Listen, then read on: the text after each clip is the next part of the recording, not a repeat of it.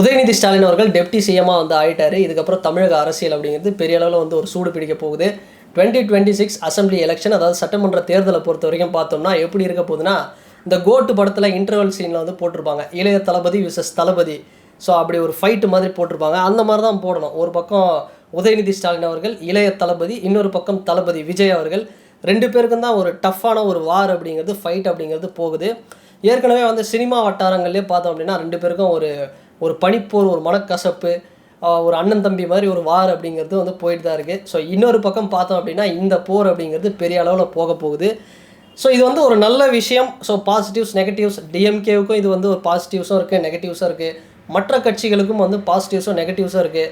ஆனால் எது எப்படி பார்த்தாலும் தளபதி விஜய் அவர்களுக்கும் தமிழக வெற்றி கழகம் கட்சிக்கும் வந்து நிறைய பாசிட்டிவ்ஸ் தான் இருக்குது. இதுக்கு முன்னாடி பார்த்தோம் அப்படின்னா உதயநிதி அவர்கள் பதவி ஏற்கிறதுக்கு முன்னாடி, டெப்டி சிஎம்மாக வர்றதுக்கு முன்னாடி வரைக்கும் விஜய் அவர்களுக்கு பர்சன்டேஜ் பார்த்தோம் அப்படின்னா, நம்ம இந்த பங்களாதேஷ் ஆஸ்திரேலியா மேட்ச் எல்லாம் நடக்கும்போது கிரிக்கெட் மேட்சஸில் மேட்ச் நடக்கிறதுக்கு முன்னாடி ஒரு விஷயம் போடுவாங்க, ப்ரெடிக்ஷன் அப்படின்னு. யார் வந்து வின்னிங் பர்சன்டேஜ் அதிகமாக எடுப்பாங்க அப்படின்னு. ஆஸ்திரேலியா பார்த்தோம் அப்படின்னா ஒரு 80% இருக்கும், பங்களாதேஷ் ஒரு 20% இருக்கும். ஸோ அந்த மாதிரி விஜய் அவர்கள் வந்து உதயநிதி அவர்கள் டெப்டி சிஎம்மாக வர்றதுக்கு முன்னாடி வரைக்கும் ஒரு பர்சன்டேஜ் பார்த்தோம் அப்படின்னா ஒரு 30% இருந்தது சிஎம் ஆகிறதுக்கு அப்படின்னு வச்சுக்கலாம். ஸோ 70% அப்படிங்கிறது திமுகவுக்கு இருந்தது. ஸோ இப்போ பார்த்தோம் அப்படின்னா இந்த வாய்ப்பு அப்படிங்கிறது ரொம்ப பிரகாசமாக இருக்குது. ஓரளவுக்கு வந்து ஒரு 50-50 மாதிரி கூட போகிறதுக்கு சான்சஸ் இருக்குதுன்னு சொல்லலாம் விஜய் அவர்களுக்கு. திமுகவுக்கு நிறைய ஒரு பின்னடைவுகளும் ஏற்படுத்தலாம் ஃப்யூச்சரில். ஏன்னா ஒரு வாரிசு அரசியல் தொடர்ந்து வந்து ஒரு ஃபேமிலியிலேருந்தே வந்துக்கிட்டு இருக்காங்க. எப்படி தேசிய அளவில் வந்து காங்கிரஸ் அப்படிங்கிற கட்சி, சோனியா காந்தி அவர்கள், ராகுல் காந்தி அவர்கள், பிரியங்கா காந்தி, இது வந்து ஒரு ஃபேமிலி அப்படின்னு வரா மாதிரி, ஸோ இங்கே வந்து ஒரு மிகப்பெரிய ஒரு அளவில் ஒரு விமர்சனத்தை வந்து முன்வைப்பாங்க. அது வந்து பிஜேபியாக இருந்தாலும் சரி, நாம் தமிழராக இருந்தாலும் சரி, மற்ற எந்த கட்சிகளாக இருந்தாலும் சாதகமாக பார்த்தோம் அப்படின்னா தமிழக வெற்றி கழகத்துக்கு ஒரு பெரிய சாதகமாக வரும். ஸோ அந்தளவுக்கு ஒரு விமர்சனம் அப்படிங்கிறது பெரிய அளவில் வரும்.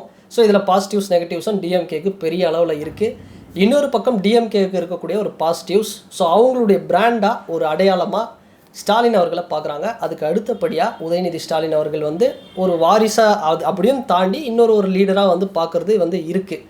ஸோ இது ஆல்ரெடி தெரிஞ்ச விஷயம்தான். என்றைக்காக இருந்தாலும் வந்து உதயநிதி ஸ்டாலின் அவர்கள் டெப்டி சிஎம்மாக வருவார் அப்படின்னு. ஸோ அடுத்த ஒரு கட்டம் பார்த்தோம் அப்படின்னா ஒரு ஹெல்த்தியான ஒரு பாலிடிக்ஸாக தான் நம்ம இந்த ஒரு விஷயத்தை பார்க்கணும். ஸோ இதில் இருக்கிற பாசிட்டிவ்ஸை, ஏன்னா ஒரு பக்கம் பார்த்தோம் அப்படின்னா நாம் தமிழர் கட்சியை சேர்ந்த சீமான் அவர்களும் சரி, அண்ணாமலை அவர்களும் சரி, உதயநிதி அவர்களும் சரி, விஜய் அவர்களும் சரி, இல்லை பாட்டாளி மக்கள் கட்சியுடைய தலைவர் அன்புமணி அவர்களும் சரி, விடுதலை சிறுத்தைகள் கட்சியுடைய தலைவர் தொல் திருமாவளவன் அவர்களும் சரி, எல்லாருமே பார்த்தோம்னா கிட்டத்தட்ட ஒரு 60 வயசு கீழே இருக்கிறவங்க தான். இதில் இன்னொரு விஷயம் என்னென்னா, விஜய் அவர்கள்லாம் 50 அந்த ரேஞ்சில் இருக்கக்கூடியவர், உதயநிதி அவர்கள் அதை விட வந்து சின்னவர். இதில் எல்லாத்த விட ரொம்ப சின்னவர் யாருன்னு பார்த்தோம்னா அண்ணாமலை அவர்கள். ஸோ தமிழக மாநில தலைவர், பாஜக தலைவர் அண்ணாமலை அவர்கள், அவர் தான் ரொம்ப சின்னவர் இந்த வயசு, இந்த ஏஜ் டிஃப்ரென்ஸில். ஸோ இது எல்லாமே பார்த்தோம்னா முன்னே நம்ம எடுத்து பார்க்கும்போது ஜெயலலிதா அவர்கள், கலைஞர் அவர்கள்னு எல்லாருமே வந்து ஒரு ராமதாஸ் அவர்கள் எல்லாமே வந்து ஒரு வயசானவங்களாக இருப்பாங்க.